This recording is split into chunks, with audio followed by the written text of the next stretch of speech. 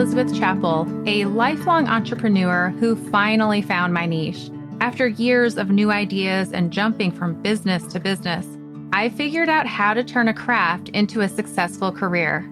In 2016, I started a monthly subscription box for quilters. That little startup has grown into a thriving, multiple six-figure business that I am so proud of. As a published author, designer of fabrics and patterns being sold throughout the world, my favorite thing to do is to teach others how to grow a career of their dreams. Each week, you'll hear from me or from other guests who are creative entrepreneurs, so you can learn exactly what to do and what not to do to grow a career that's more rewarding and successful than you ever thought possible. If you're ready to turn your craft into a career that you love, I am so excited you're here. Welcome to the Craft to Career podcast.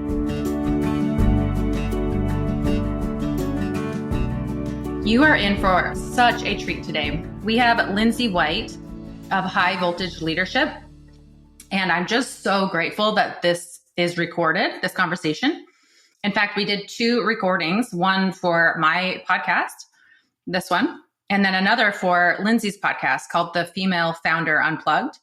I cannot wait for that episode to come out as well. They kind of piggyback on each other, but it was, I just am blown away. Like in my business, if you've been following along my journey, I'm in a season of doing a little bit less, being more present at home. You know, my oldest is about to go to college and I'm really just trying to be present with my family. And so just trying to figure out what that means for my job right now, for my work. And so this conversation has been so powerful and insightful, and I cannot wait for you to meet Lindsay White. So without further ado, let's jump in and let me introduce you to Lindsay White. And actually real quick before that, if you could take a moment and leave a review for the podcast, this is how you can get a better podcast. This is how guests come onto the show. And it also helps the longevity of the show. If you want the podcast to stick around and to have new episodes, those reviews are the life of the podcast. So if you are enjoying this podcast and you want more of it, take really literally just 2 seconds and go and tap and rate the podcast, subscribe to the podcast. And one step further is to share it with someone who you think would benefit from this. So now let's jump in and let's meet Lindsay. Lindsay, I'm so excited to have you here on the Craft to Career podcast. For our listeners, can you kind of introduce in a nutshell who you are and what you do? Yeah, I'm glad to be here. I'm excited for this chat.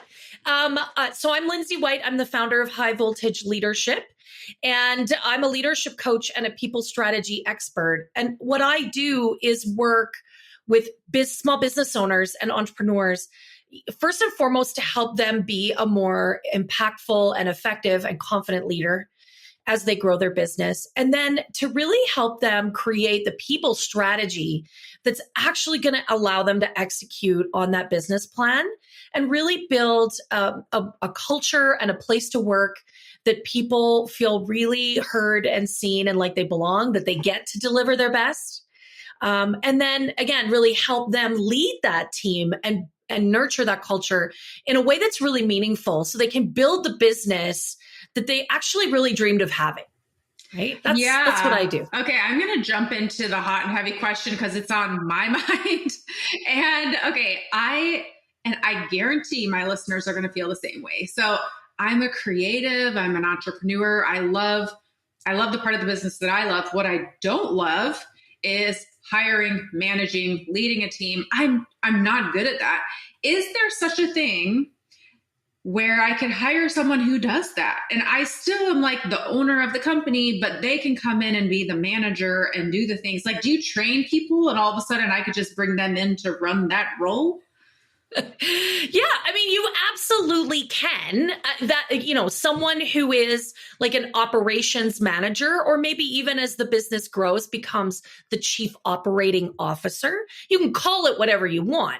But yeah, can you actually hire someone who can run the day to day in the business and is really good and really effective at that? So you can be the super creative human that you want to be? Yes, you can do that. Oh my gosh, that would be my dream come true. I'm like, Yes. who? Show me the person.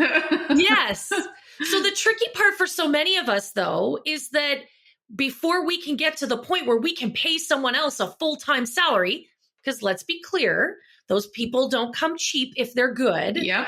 We have to figure out how we are going to navigate building and growing and leading a team while not giving up the things that we love to do, the things that we are awesome at, our zone of genius, if you will. Mm-hmm. That's tricky, because for a lot of people, as we get to that, multiple six-figure mark, we're really thinking about moving our business, growing it. We're scaling. That's the key word. There's a space in there where we can't afford full-time operational leadership. We have to do it. But how do we do that in a way that we don't lose the stuff that we love, the stuff that we're passionate about? Yeah. Because we didn't get into the business to be a leader. We got into the business because we love what we do or what we create. And so there's a tricky place in there. Yes, there That's is. what I love to do, is help business owners figure that out.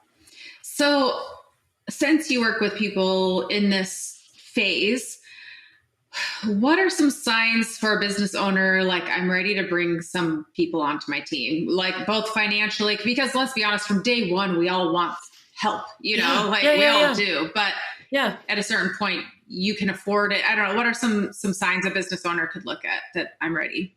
Yeah. So there's sort of two sides to that. So the first side is looking at it from a very personal perspective, right?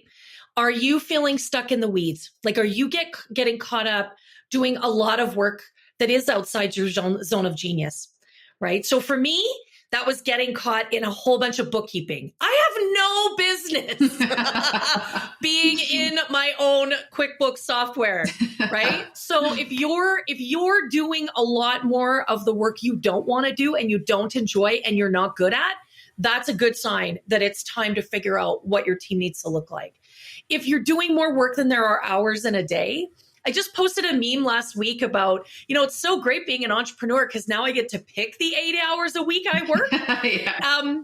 But it's true, right? Like if you are finding that it's compromising your personal life, if it's compromising relationships because you're working more and more, and your frustration and stress level is going up and up, that's a pretty good indication. Also, that your work-life blend, right? That there is more work than life in the blend that you have. Those are some real personal indicators. I think there's also real business ones.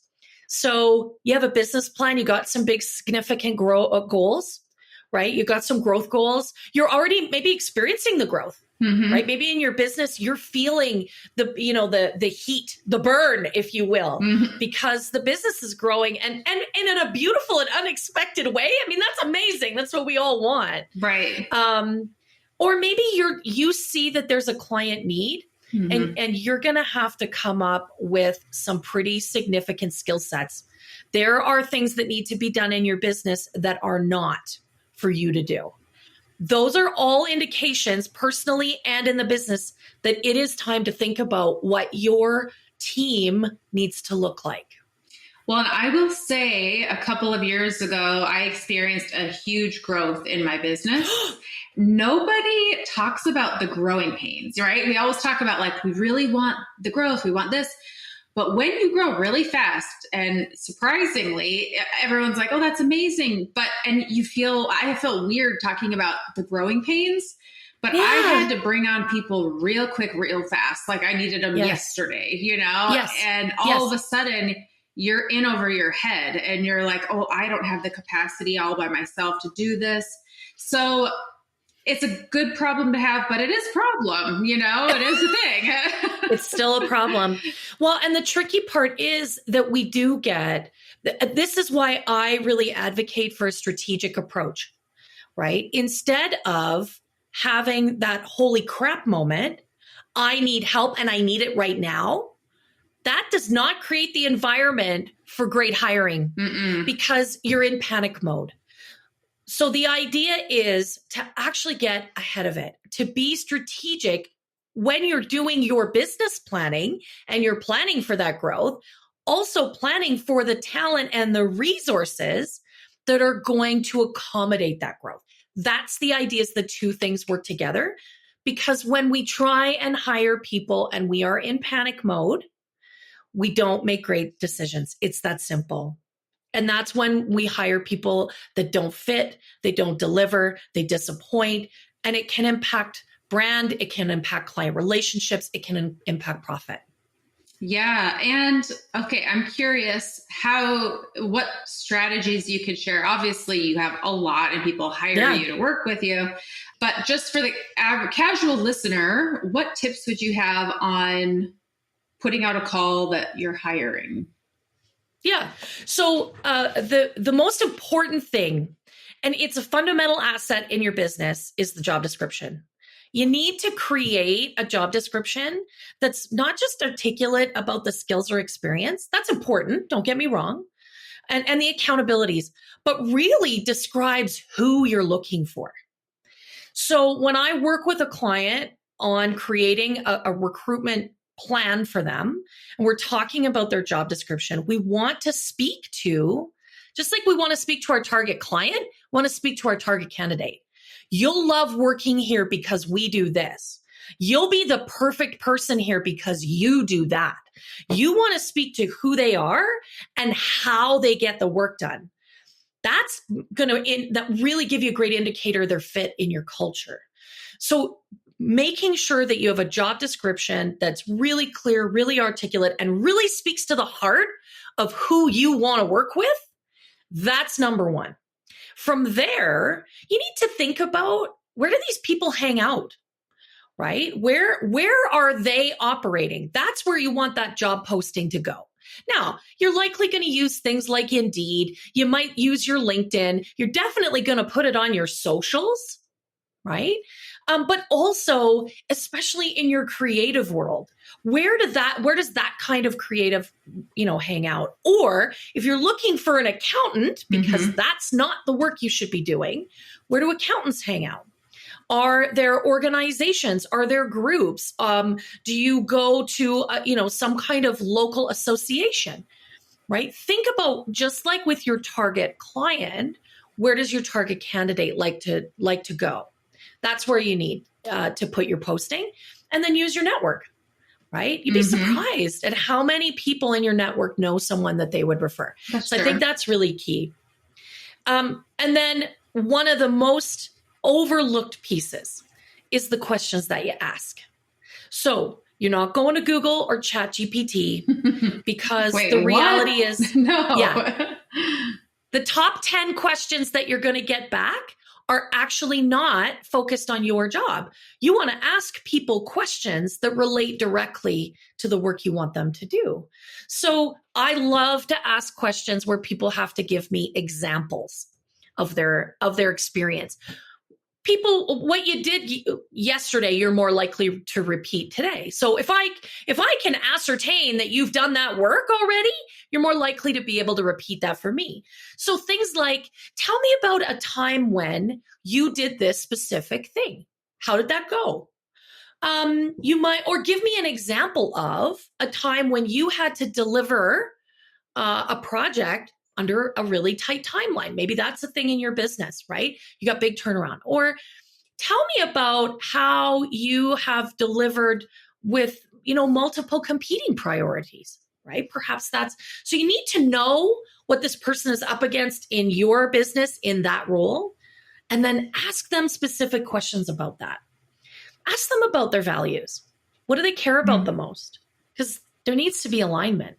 So it's really important to design those questions in a way that you're going to get the answers that you need to feel highly confident. Again, not just in their credentials or their experience or their skills, but actually in how they get the work done. Yeah, that's the piece that we miss, right? And that's the piece that makes a huge difference. You can have 3 different people with all the same skill set, but who is that one right person for your business, for your culture? So those are really important in finding the right talent.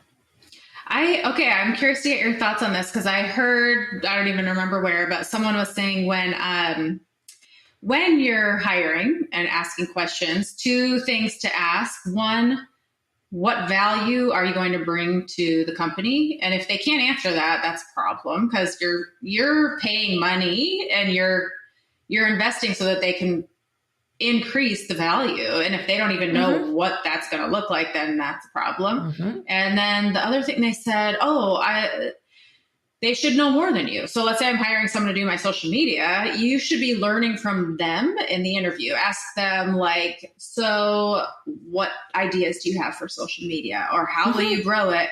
And if you're the highest bar, like if I'm hiring someone who doesn't know as much as me, then I'll be leading them. You don't want that. You want someone who's going to be above you in that area. Like if I were to hire a QuickBooks person and they don't know what they're doing and they come to me, then I may as well just do it myself, So someone 100%. Who's more qualified and knows what they're doing.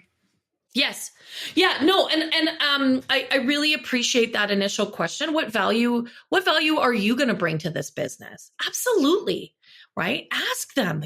This is so important that they are able to clearly articulate how they are going to, really increase what happens inside your organization. And you're right. I mean, we are looking for people that are going to really be experts, that are going to help us do the things that we don't do well or we don't want to do well. Yep. Right. I mean, social media is a great example, right? It's that beast that we all have to, wrangle with. I don't want to be a social media expert. I'm sure, many people listening don't either, unless that's your jam. Right. Exactly. And then if that's your jam, there's other things you don't want to do. Yep. Or don't do well, or both. And so, I think that is the tricky part, is that we need to not only be able to ascertain, are they smarter at this than we are? But so we need to ask the right questions. So I might ask something like, you probably had an opportunity to look at my website and my social channels. What are the top 3 things that you would want to change right away? Yeah, I like that. Where you can just put them on the spot. I mean, not to make them uncomfortable, but to just see how they think on their toes. And exactly. Right. And I'm personally, there are lots of organizations that would have someone come in and they would say to them, we want you to mock up a social strategy for us and present it. I don't believe in asking people to do hours and hours of work like that. That's unpaid. Yeah. We work hard for our money, but I do think it's fair to say, I am going to ask you this question in the conversation and I'd like you to answer, or you do put them on the spot. I mean, if that's what their job is, they should be doing their research. Yeah, true. That's true. So I think that that's actually really important, so that you can be really clear on what's the value they're going to bring to your business. And okay, I have a question, because I struggle with this, and I just talked with another friend in the realm-ish of what I do, and she was saying the same thing. So, okay, generally speaking, and I know this, when you hire someone and it's not going well, the first place to look is at ourselves, because we may not have trained them well or whatever. I know this about myself. When I bring someone on the team, I kind of just want them to do it, right? Like, okay, here it is, go do it.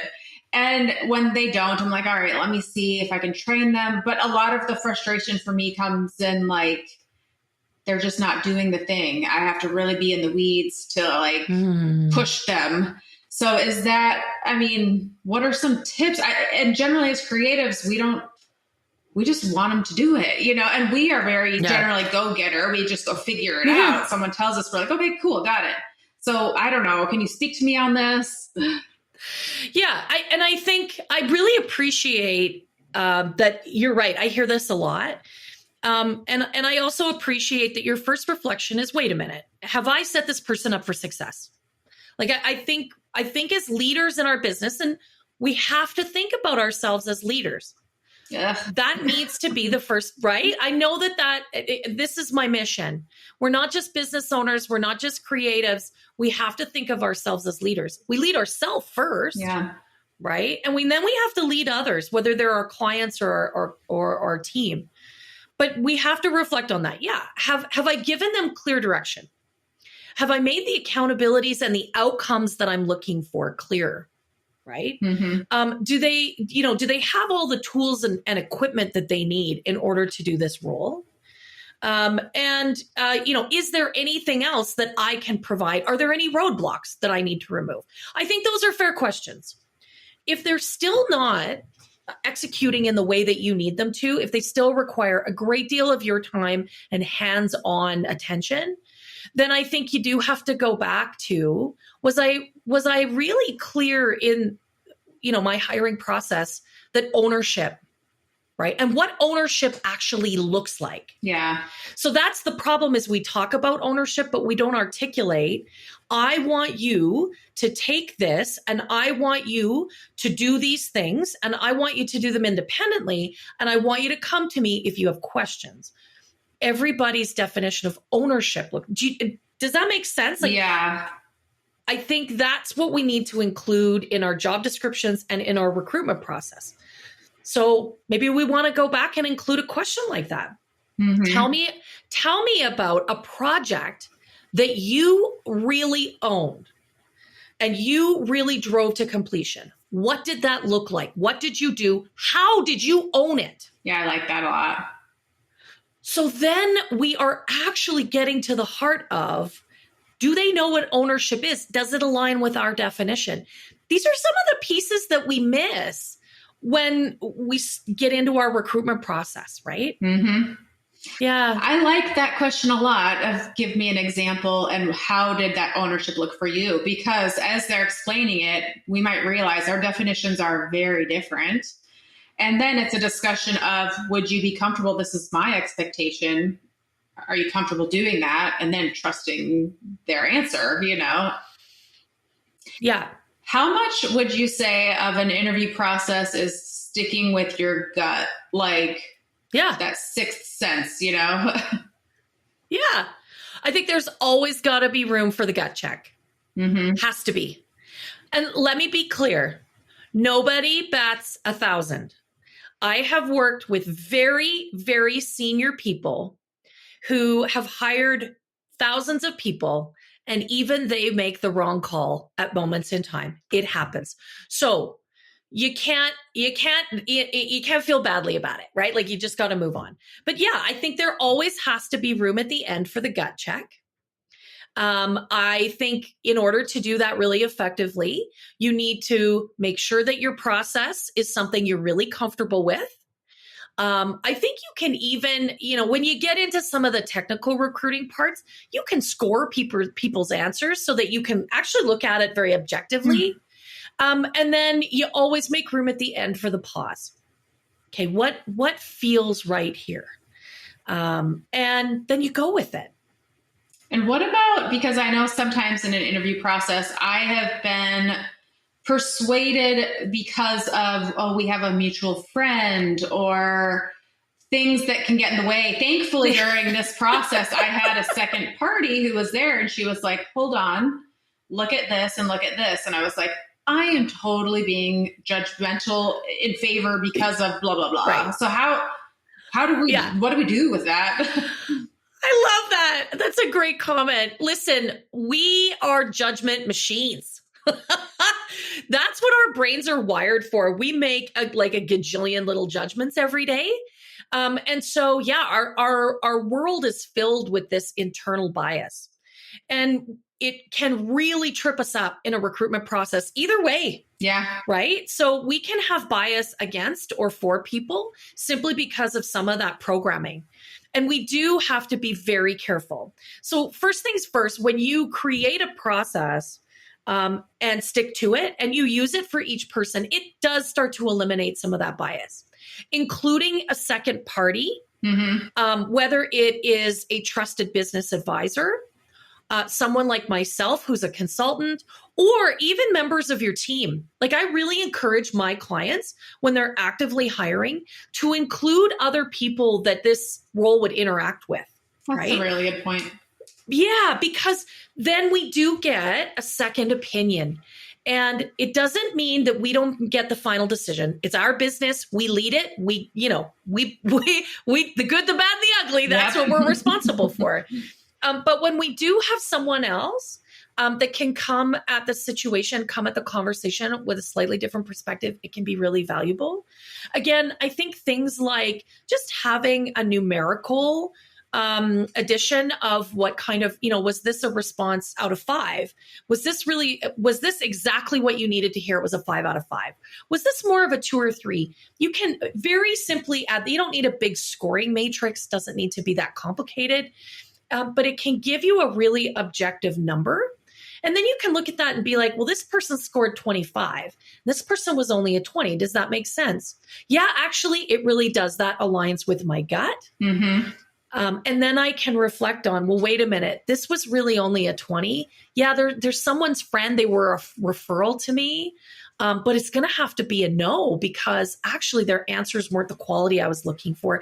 They really don't have the experience based on the stories they told me. They don't look at ownership and accountability, whatever, right? Mm-hmm. So there's a couple ways to sort of take care of that bias so that it doesn't become overwhelming. So you are someone that anyone could hire to come and sit in on an interview process and get your opinion on feedback? Yeah, I absolutely do that for clients. So normally what I do is I have a VIP recruitment planning session with my client. We spend 4 hours together. We design the job description or redo it, depending on where they're at. We create the entire process together. We design all the questions based on the job description. We talk about how we're going to advertise it, where we want, to hire from, what our timeline needs to look like, because that's important. What's the budget? Yeah. Right. We talk about, what makes sense in terms of the budget for salary and other compensation for this person. So we make sure that it's aligned and then we're ready to roll. And then, yes, with those clients, if they really want support in the process, I will participate in, particularly in some of the final interviews, right? When they get to the end, they've got 2 or 3 top candidates left. They really want that support. Maybe they don't have, certainly had someone earlier this year. She was just building her team. So she didn't have other team members to depend on. And it was important to have me in those last couple interviews with her top candidates, and then help her decide how she wanted to negotiate that offer, right? And also the onboarding. Okay, yeah. I was going to ask, do you help with that and the training? Because I would love to have all of that set up ahead of time and ready. Like, yes, here you go. Just jump on in. There's your training, Yeah. And the truth is, I won't work with an organization that isn't interested in designing an onboarding program. Because the truth is, you're not setting your person up to be successful. It just becomes a revolving door of recruitment. And to me, it just doesn't make sense. Mm-hmm. And it doesn't have to be complex. Like in our small businesses, we don't need big, and I've designed big, evolved onboarding programs. Actually, what we need is more of a step-by-step. So, what do you need your person to do on day 1? What does that first day look like? What do the first 5 days look like? They're probably going to need lots of your time and attention over the first few days as they navigate, connections, clients, softwares, all of those things, right? And then you slowly build yourself out of the process. But the truth is, you still need to have touch points, right? They need to talk to you. Or again, are there other members of the team? How are you going to introduce them to those people? Who do they need to go to for questions about one thing versus the other? And so you just design it sort of day by day, week by week. And I always like to build in checkpoints. So what should they reasonably be capable of doing at the end of month 1, month 3, month 6? right? Maybe you want to build in a little bonus. So for some, it's, hey, if you are at the end of 3 months, if you're doing all of these things and doing them really independently, really successfully, it's worth $500, right? Or I'll give you $1 an hour raise. Sort of depends on the scenario. But you hold out a little bit of a carrot, right? So they have something to work for. And all of those things are customizable depending on the business, and the role and the value that they bring, the ROI they generate. But in all reality, you just create something that makes a lot of sense. And then you have continued conversations about it, check-ins. This is interesting. As I'm listening to you speak, I don't know if you can see it, I'm getting flushed. I'm like, I need to be doing this. Oh gosh, like I could be doing better. But okay, I am curious. This is me just chatting with you now. But again, I know that if this is my experience, I'm not alone in this. I'm at a point in my business where like I've hired a few people on my team. And I know that I could be doing a better job with like delegating. So I'm going through a launch right now. And as I'm doing certain things, I'm like, I should be having someone on my team do this. But at this point, I'd have to train them and so I'm just going to do it. But then I've shot myself in the foot. And I know in my business, to grow my business, I will have to hire and train more. And so I'm honestly at a conundrum where I'm like, I don't know if I actually want to grow my business right now or not. And so just speak to me on that. This is more of like a life coach, but like speak to me. Totally. No, for sure. I mean, this is, you absolutely are not alone. This is something I hear weekly. And it is a focus. It's the area that I'm focusing in, right? Is business owners just like you. And I'm sure so many that are listening that are really in this. You use the word conundrum. I love that. I can feel the business is growing. There's opportunity here. Maybe I'm feeling the burn, right? Like I'm feeling like there's a lot of heat for me, but how do I slow my roll enough to bring someone in to get them trained? I totally get it. It is such a brain bender. Mm-hmm. This is where having a people strategy is actually really valuable so that you can anticipate some of that growth. You're never going to anticipate all of it. Right. In the best laid plans, right? But you can get out ahead of it and you can recognize just a little bit earlier, okay, if we are going to do this thing in Q3, I actually need to hire someone in Q2. And that means that I need to do the things, create the job description, get the recruitment plan in place now, right? It just gives you a little bit more foresight so that you can execute more effectively. But for someone who's in your situation, who knows, I'm not doing this the next launch, like this is bonkers that I am doing these things. The best thing you can do is actually just start recording some of those activities, right? Create yourself a library. So if you use Loom or you use Zoom or whatever the tool is, as you're doing it, you record yourself doing it. It doesn't need to be perfect. It's totally internal, right? But you just hit the record button and I'm going to do this thing and I'm going to record my actions. And so what you start to do is you start to create those those SOPs, those operating procedures.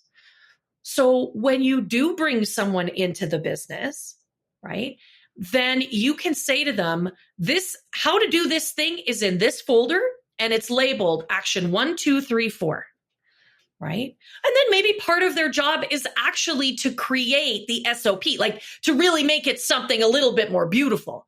But at least what you've got is functional. Okay. Does that make sense? Yeah. And then I'm curious because even as I'm going through this launch, this is not my first rodeo. This is like year 4. And I'm still, even this year, I was like, I got this. We're good. And then as I'm going through, I'm like, oh my gosh, I forgot about da, da, da, da, da. I would love, like I said, to hire someone who oversees like almost like a consultant, time management consultant who like at the beginning of the launch is like, what all do we need to do? Where's your list? Let's make sure we have this on the calendar. What is that, an operating? I don't know, whatever you call it, but You can call it whatever you want. What you need to do is define it, right? What does it look like in your organization for you to be successful as you launch and as you continue to scale? That's the key, defining that.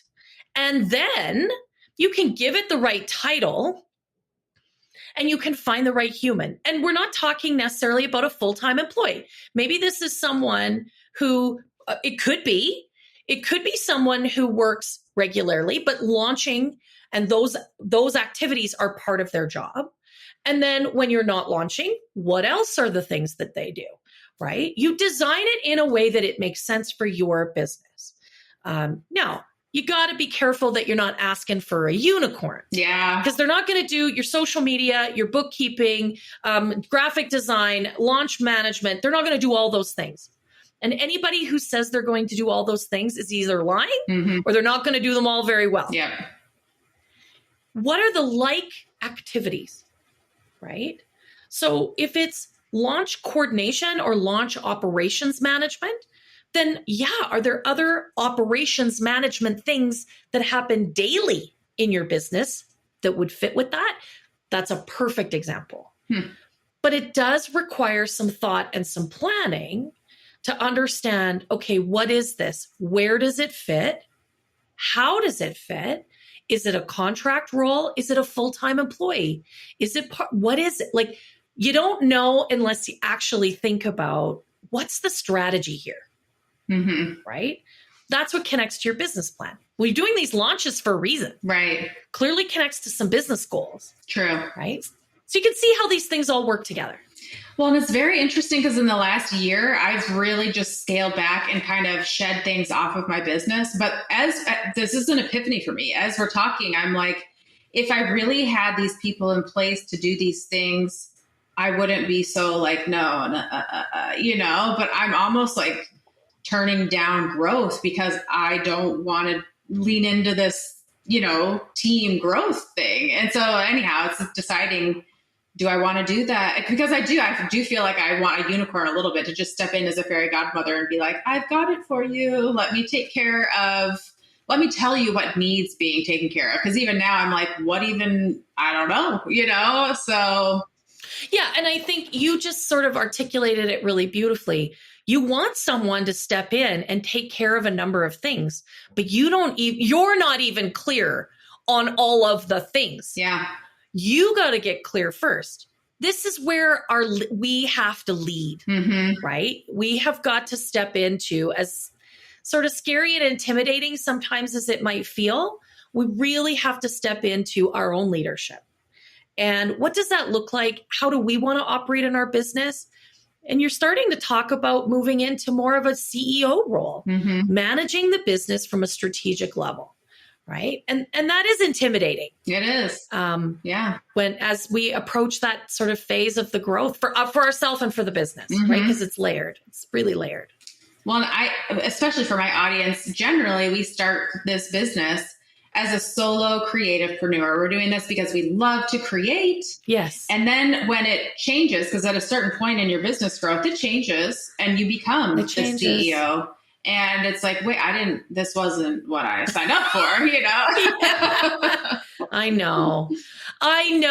And it's intimidating, right? And let me just say out loud, you don't have to stop being a genius creative in order to be a leader and a CEO. Because I think that sometimes is present in our head is like, we no longer can be. We have to be one or the other. And that's absolutely not true. The women that I work with are very invested in the work they do, the clients they serve, the things that they create. And they want to keep hold of some of that. But they recognize that there's actually other really talented people that they can bring into their organization and they can help more people, more clients. They can create more community. They can offer a wider variety of services or products. But that doesn't mean that you have to stop being creative, that you have to stop doing what you love. I would never stop coaching. Let me be clear. I love coaching female business owners. I never want to stop doing that I would always have coaching clients of my own. That doesn't mean that I can't hire other people to help me do things in my business. And they're probably better at them than I am, to be fair. Mm-hmm. Right? So don't think you have to give up one to be the other. Well, I actually think if I were to bring in the right people, it would open up more time for the creativity, 100%. Yeah. Yeah. That's the idea. Mm-hmm. And if we do it the right way, if we're really thoughtful and intentional about the strategic approach to it, then we can bring in the right people at the right time. Because that's the other piece, right? We want to hire them at the right time so that they do make the impact that we want. Instead of, having the holy shit moment, oh my gosh, I got this big deliverable. I just need someone who can do this thing. Yeah. Right? That is going to open up space for us as the founder to do the work that we want to do, to be involved in the places that we want to be involved. And then to lead others to deliver the work that we just don't need to be involved in anymore. Yeah. So I am curious for my listeners, if they're like, hold on, what does Lindsay do exactly? When would I hire her? What does she offer? Tell me more. Yeah. Yeah. So, specifically when we're talking about recruitment, what I love to do is bring people in to my VIP recruitment planning session. So we spend 4 hours together and we knock everything out. We bring in your business plan. What does that look like? What are you looking to accomplish? We talk about what kind of skills, experience, humans you're going to need, right? We identify the talent. We create the job description or descriptions. Sometimes it's more than one person, right? It doesn't, again, we're not hiring unicorns here. Mm-hmm. And then we talk about what's the timeline and then how do we want to execute? So designing the job description, thinking about what the interview process and those questions need to look like. And then how do you want to do that, right? Where do you need support? Where do you feel comfortable doing some of the stuff yourself, right? And how do we put that together in a way that we can execute and everybody feels really confident about what the result is going to be? We can design that in a morning or an afternoon.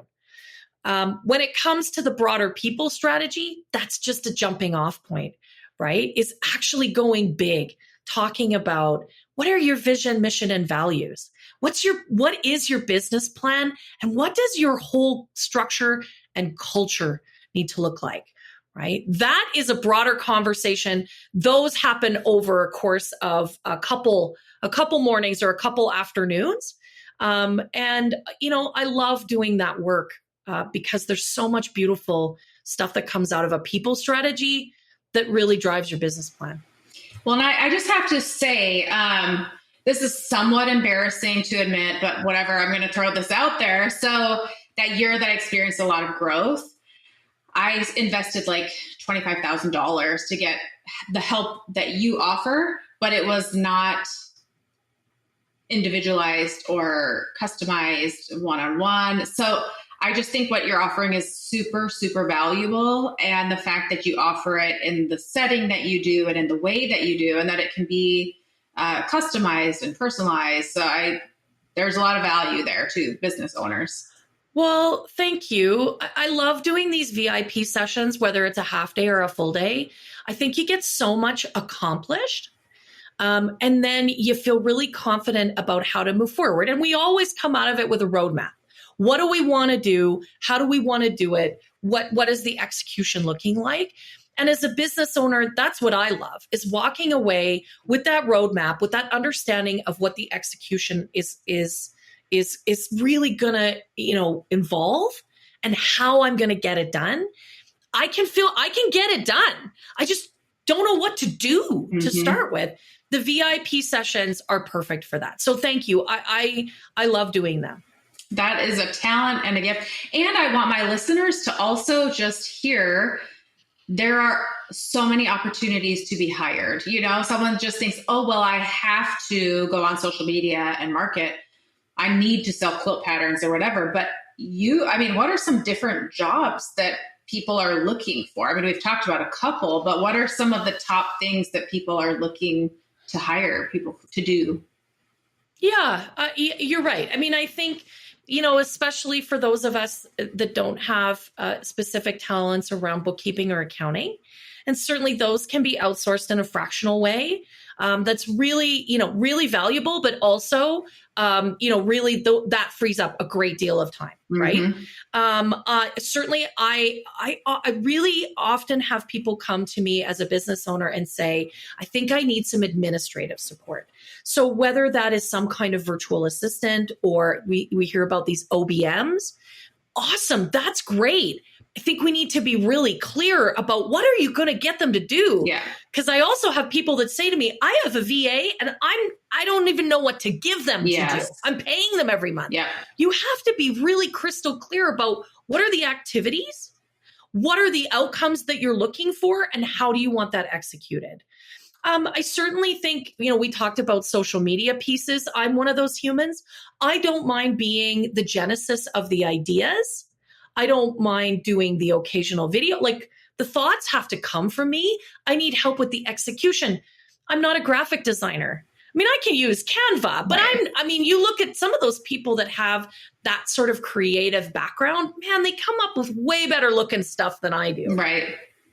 I do think, when it comes to some of the operational management pieces, especially as our businesses start to grow, as we as the founder need to step into more strategic pieces, we do look to have someone who can manage the daily operations of our business. Again, that doesn't have to be a full-time person. It can certainly be someone who's contractual or works part-time. But being very clear about what their role and responsibility is. I also think in that space, you're starting to get into some leadership. If they are leading work, if they are leading others, then we have to be very clear about how that works. And we start to get into what does our organizational design look like, right? So that we can really understand how people relate to each other, how the work gets done, what those processes are. So those are important roles for sure. And then certainly specific skill sets, right? Maybe you're looking to have someone who does the business development. That's another important piece, right? I need someone out there who is actually making connections and talking to my target client for me. Okay, again, what are the expectations? What's the role? How do they understand and interpret your culture? How you get work done? That's really key because now they are representing your business and your brand. So those are some of the pieces that I certainly hear from my clients that we've gone and looked at. But, I've also worked with people that are psychologists that are looking to build out a practice. And so we're very specifically looking for a psychologist, but someone who has these particular skills, this particular background, and likes to work with these particular clients, right? So it always depends on every organization. Yeah. Yeah. Because it's interesting, even for me, I'm like, man, I would love to find someone very specific skill sets who is also a quilter. Talk about a niche market, Yeah. But there's someone out there who has those skills who's like, oh, I could do that, There's someone out there that is just waiting. And if you create the right job description that really speaks to them in a meaningful way, they will absolutely line up to participate. I had a client, this is earlier this year, and we designed her job description. She needed a general manager to run one part of it was her bricks and mortar piece of her business. And we designed the role, we designed the program. They went ahead and executed on the recruitment. That's awesome, right? And when she messaged me a few weeks later and said, here's the interview, one of the interviews we did, speed up to minute 37. And so I went to minute 37 and the interviewer asked the candidate, so, what made you so compelled to apply for the job? And she said, the job description just spoke to me. It was the perfect job. I knew exactly what you wanted. And I knew that it was exactly what I've always been looking for. That's what you want people to respond to. That's what you want to hear is I felt like I was called to apply for this job. I am the perfect fit, and here's why. Which really paints a very clear picture in my mind of what you should be writing. Because there's a company I love, and I have my own job, so I'm not applying, but because I love the company so much, I'm like, oh, what a cool job.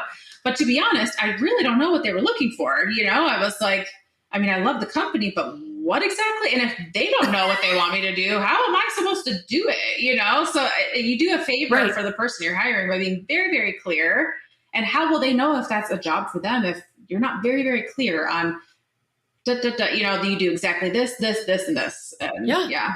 And that's what we talk about. The perfect fit, the right candidate for this job will love doing this, will be excited about doing that, and will do it this way. We actually say that in the job description. And in fact, we put that stuff right at the top, right? Most job descriptions you see, they talk about the company first. You're right. Next time you look, if you're listing, the next time you're looking at any kind of job description on LinkedIn or Indeed or Workopolis or any of those, most of them start with, our company does this, our company does that. We have this many customers and this much revenue. I like to do it the opposite. This is who we're looking for. This is how they operate in our business. This is how they fit in our culture. Here's the work we do. Here's the clients we work with. Here's why we do that work. Talk about your values. Talk about your mission. But speak to the candidate first, not about your business. It's a little bit like narcissistic. Right. It is. I know. Like, here I am, you want to work for me. Like 100%. You don't want to overstate the job. Like, let's be clear. Overselling is not going to help you because then someone's going to come in and be disappointed. You need to we're a small and growing business. We absolutely are challenged every day because our processes are always changing. We're always bringing in new clients, which of course brings with it new and weird problems. That's what we love to do, is solve those problems, create new be honest with people about what's happening in your business. They'll love that. Okay, which reminds me, I don't know if you watched this TV show, Love is Blind, but there was a girl, they're dating and they don't see each other. Right. And this girl is like, I look like Megan Fox. And she doesn't, and not in a good way, And then they meet each other and he was like, she lied to me. I'm like, really, you'd be doing yourself a favor by being like, I'm hideous. I look just like the Hunchback of Notre Dame. And then when they see you, they're like, oh, you're beautiful. Because it can only get better, So you don't want to sell a lie with, you'd rather under promise, over deliver, I guess is what it is. 100%. Right. Or just be as close to realistic as you can be. Yeah. Right. I think that's really important. And I've certainly seen clients that have fallen victim to that. We're all that and a bag of chips. No, you're not. Right. You're a small growing business who is experiencing all of the things in a small growing business. Quite frankly, it's not perfect. It is a work in progress. Well, tell them that so that they know that that's what they're up against. Some people they get down with that. Yeah. Right. And some people, that's their specialty. They're like, perfect. I love that. Let me help you with that, And then other people that are like, no, I can't thrive in that environment. I need to have very clear SOPs. I need to have very clear expectations. I need to have a big, robust performance management process. I need to have all these things very clearly laid out, and I need routine. I'm not going to apply for this job because I won't be successful. Thank you for self-selecting. Yes, exactly. It's better for everybody. Everybody. Yes. I love it. Absolutely. So for my listeners, if they are interested in working with you or learning more, where should they go? Yeah. So you can find out more about me on my website, which is highvoltageleadership.ca. I hang out on LinkedIn quite a bit. So Lindsay White, and you're welcome to come and connect with me. I love that. And I'm on Instagram, and my handle there is @highvoltleadership. And I have some spots this fall for some VIP mornings or days. And we can solve your recruitment problem pretty quickly and pretty easily and get you ready to hire. We can create a people strategy that's going to set you up for success as we get into Q4 and even into 2025. And that can be done without a whole bunch of stress. We just need some time and some intention and your big, beautiful thoughts, and we can make that happen. Awesome. Okay. Well, thank you so much. If you can't tell, this was a very timely podcast interview for me, and I know my listeners are going to love this and learn from it too. Awesome. Thanks for having me. Yeah, thanks so much for coming. Lindsay, thank you so much for being here, for being a part of the Craft a Career podcast. What a pleasure. It was just so wonderful to chat with you. And I know you and I are going to be in touch in the future, and I really look forward to it. So listeners, if you found this episode helpful, be sure to rate the podcast, subscribe to the Craft a Career show, and also go and check out Lindsay White and her podcast and her website. Her podcast is Female Founder Unplugged. And again, Lindsay, thank you so much for being here on the Craft a Career podcast.